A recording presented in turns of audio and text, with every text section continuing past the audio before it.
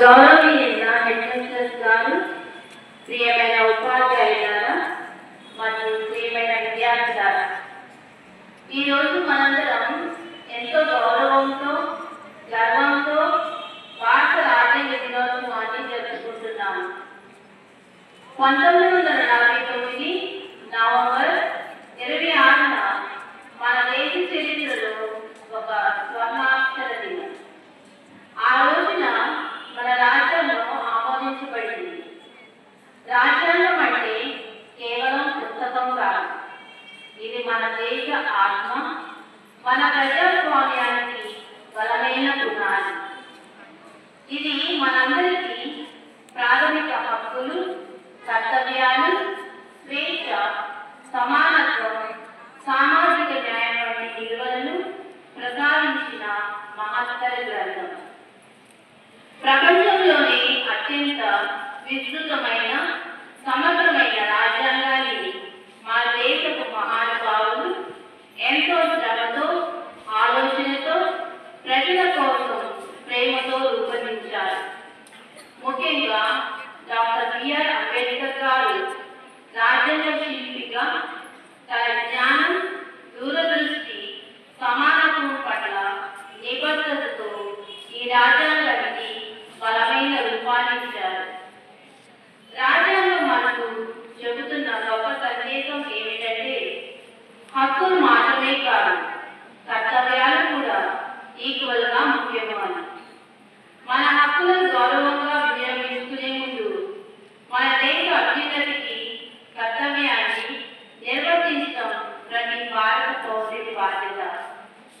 ఈరోజు మనం రాజ్యాంగ దినోత్సవాన్ని జరుపుకుంటూ దేశభక్తి, కర్తవ్య నిబద్ధత, సమానత్వం, పరస్పర గౌరవం, సహనం ఇవన్నీ మన జీవితంలో ఆచరణీయమైన విలువల్ని గుర్తు చేసుకుంటున్నాం.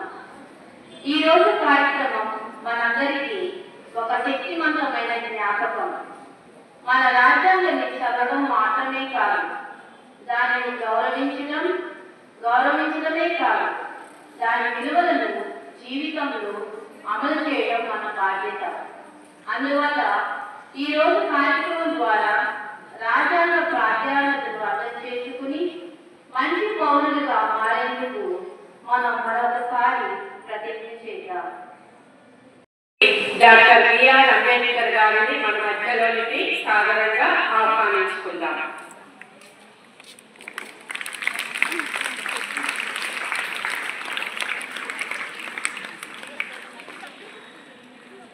అలాగే రాజ్యాంగాన్ని తయారు చేయటంలో కూడా మనం ఆహ్వానించుకుందాం.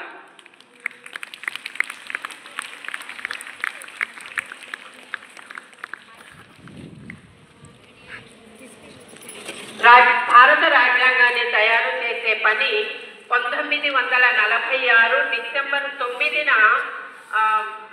యాక్చువల్గా ప్రారంభమైంది. రాజ్యాంగ సభ సమావేశం అంటాం దాన్ని. అది 1946 డిసెంబర్ 9వ తారీఖున ఆరంభమైంది. అది తర్వాత 1949 నవంబర్ 26న వారు తయారు చేసినటువంటి రాజ్యాంగం ఆమోదించబడింది. ఈ కాలము అంటే దాదాపు 3 సంవత్సరముల కాలం పట్టింది. ఎగ్జాక్ట్గా చెప్పాలి అంటే ఈ రాజ్యాంగ సభ మొత్తం కూడా 11 సెషన్స్ నిర్వహించుకొని 141 రోజుల పాటు రాజ్యాంగంపై చర్చలు, సవరణలు, పరిశీలనలు జరిపారు. ఇది 2 సంవత్సరముల 11 నెలల 18 రోజులు రాజ్యాంగాన్ని తయారు చేయడానికి వాళ్ళు తీసుకున్నటువంటి జరిగింది. ఈ ఆమోదించబడినటువంటి రాజ్యాంగం అమలులోకి మాత్రం జనవరి 26, 1950న జరిగింది. మన భారత రాజ్యాంగాన్ని తయారు చేయడానికి భారత రాజ్యాంగ సభ అని ఒకటి ముందు సమావేశమైంది. దానికి అధ్యక్షుడిగా డాక్టర్ రాజేంద్ర ప్రసాద్ గారు ఉన్నారు.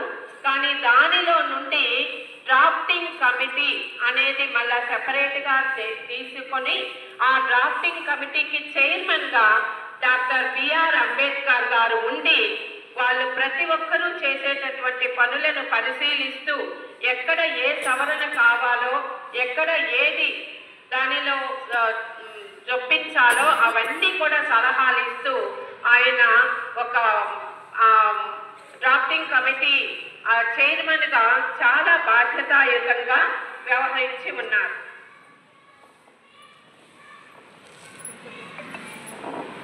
ఈ భారత రాజ్యాంగ సభలో ముందుగా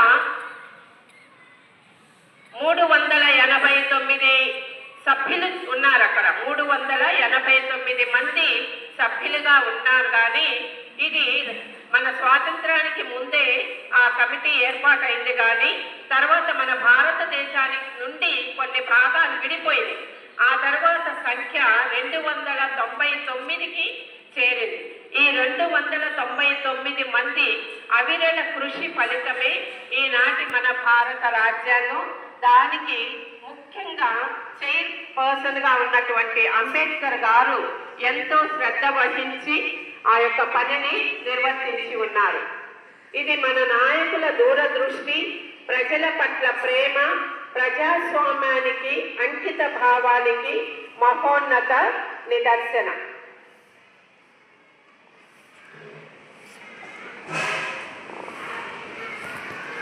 6 నవంబర్ 1949వ సంవత్సరంలో ఆమోదించబడింది. 26 జనవరి 1950వ సంవత్సరంలో అమలులోనికి వచ్చింది.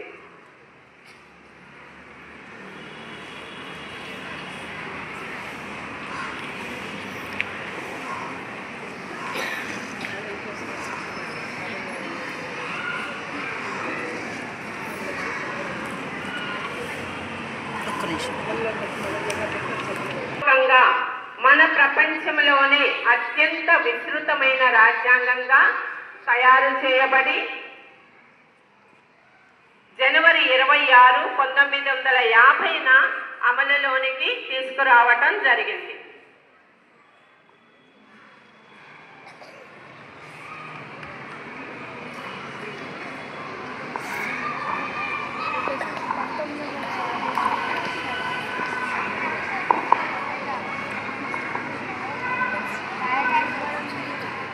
ఇప్పుడు మన విద్యార్థి పి గాయత్రి కాన్స్టిట్యూషన్ యొక్క ప్రత్యేకతను తన మాటల ద్వారా వివరిస్తారు. Good morning teachers and good morning my dear friends.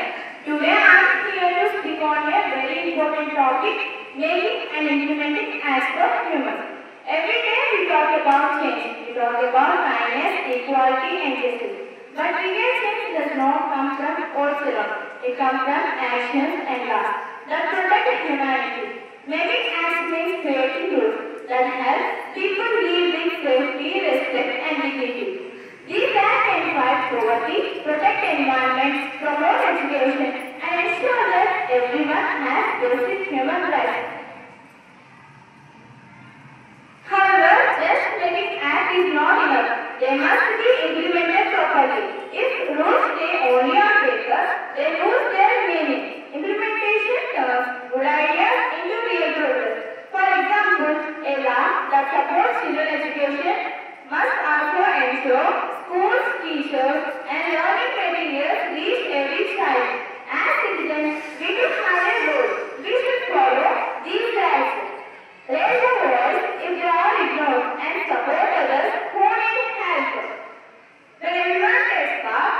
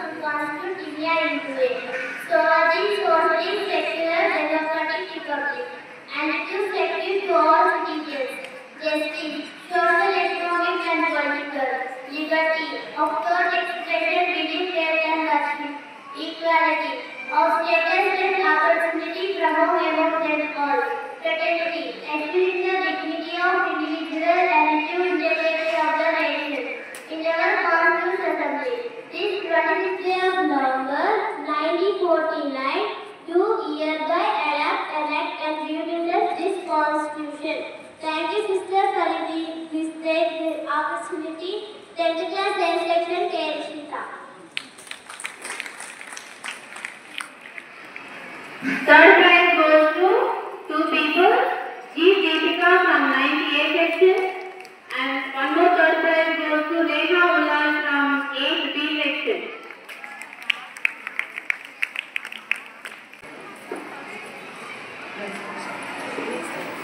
Essay writing competition on historical heroes.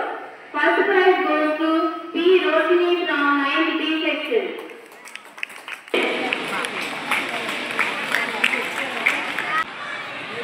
Third prize goes to M. Niharika Reddy from 7B section. Niharika Reddy. Drawing competition. First prize goes to C.H. Swarupa from 10th class B section. Second prize goes to Y. Sanjana from 10th class A section. Third prize goes to B. Lakshmi from 8th class B section.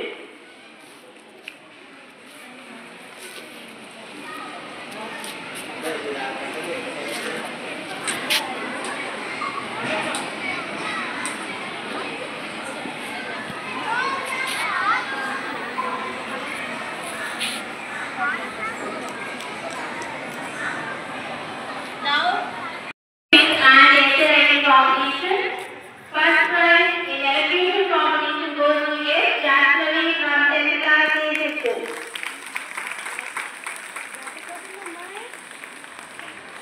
And also today she is going to collectorate to receive her prize in collectorate. ఈ రోజు collectorate కి వెళ్ళి తను తన praise ని తీసుకోబోతుంది. We are very happy, Jasmine. Second prize goes to P. Gayatri Devi, 10th class A section.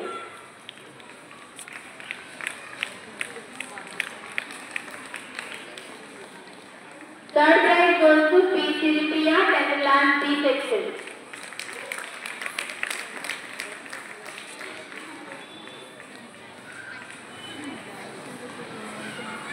Thank you, Mr.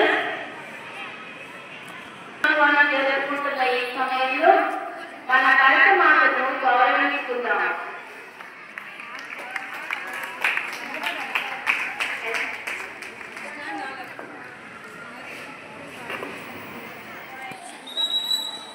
ఆమె మన దేశ గౌరవం, ఏకత్వం, శాంతి, పురోగతికి నిలువెత్తు రూపం. భరతమాత ముందు మనం నిలబడినప్పుడు దేశం పట్ల ప్రేమ, త్యాగం, స్నేహభావం వంటి విలువలు మన హృదయాల్లో మరింత బలపడతాయి. ఇప్పుడు మనం భరతమాత చుట్టూ మన పాఠశాల విద్యార్థులు దేశభక్తి నినాదాలు చేస్తూ ప్రాంగణాన్ని చుట్టూ వచ్చే ప్రదర్శనను జై హింద్, వందే మాతరం, భారత మాతకి జై అనే నినాదాలతో రౌండ్ గా వెళ్తారు. ఇది కేవలం నినాదాలు కాదు, మన గుండెల్లో ఉన్న దేశ ప్రేమ యొక్క గర్జన, మన ఏకత్వాన్ని ప్రతిబింబించే గొంతులు. విద్యార్థులు ఈ ప్రదర్శన మన దేశంలో ఉన్న 3 ముఖ్య విలువలను సూచిస్తుంది. అవి ఏమిటంటే ఏకత్వం. I call upon Shanti teacher to conduct the rally for this.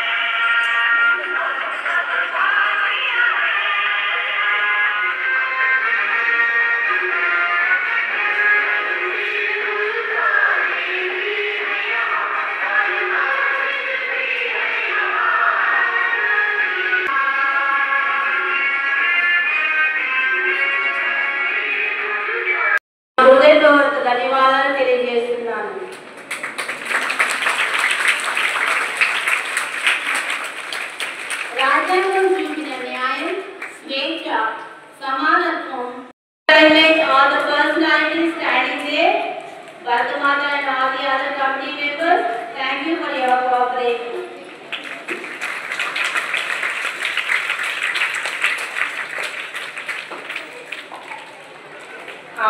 ఒకసారి అందరూ పక్కన ఉన్న వాళ్ళు చేయి పట్టుకోండి, పక్కన ఉన్న వాళ్ళు చేయి పట్టుకోండి, పక్కన ఉన్న వాళ్ళకి చేయి పట్టుకోండి. పట్టుకున్నారు కదా. రాజ్యాంగం అంటే ఇదే ఇదే అంటే ఏంటి?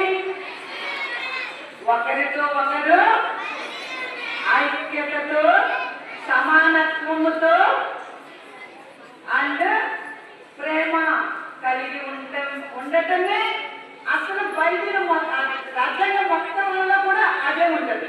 అవునా కదా? కాబట్టి అది చాలా గొప్పగా సరైన శిశు గారు అందరు టీమ్ మెంబర్స్ జ్యోతిమేరి, రాజలక్ష్మి, ఇంకా ఎవరున్నారు అనిత శిశు గారు, వీళ్ళందరూ కూడా మేము అప్పుడు పుట్టలేదు, కానీ మాకు ఇప్పుడు మీరు అక్కడ జరిగినదంతా కూడా చక్కగా చాలా చాలా వివరణ ఇచ్చారు.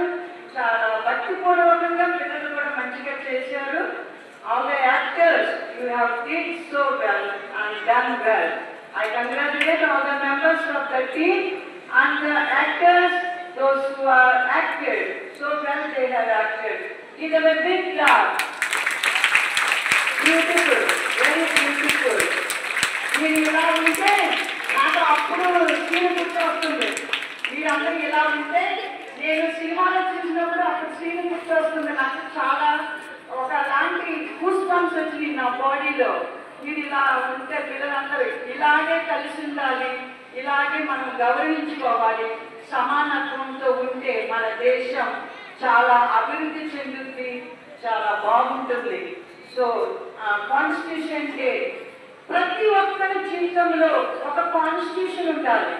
ఏంటి అంటే discipline, the constitution of discipline, the constitution of respect, the constitution of brotherhood.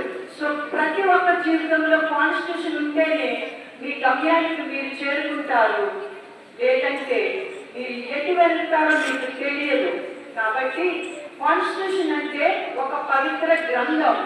ప్రతి ఒక్కరూ ఆ దేశంలో ఉన్నవాళ్ళు ఏమి చెయ్యాలి, ఏమి చెయ్యకూడదు, ఎలా సమాజాన్ని గౌరవించాలన్నదే అన్ని అధ్యాయాల్లో కూడా రాసి ఉంటుంది.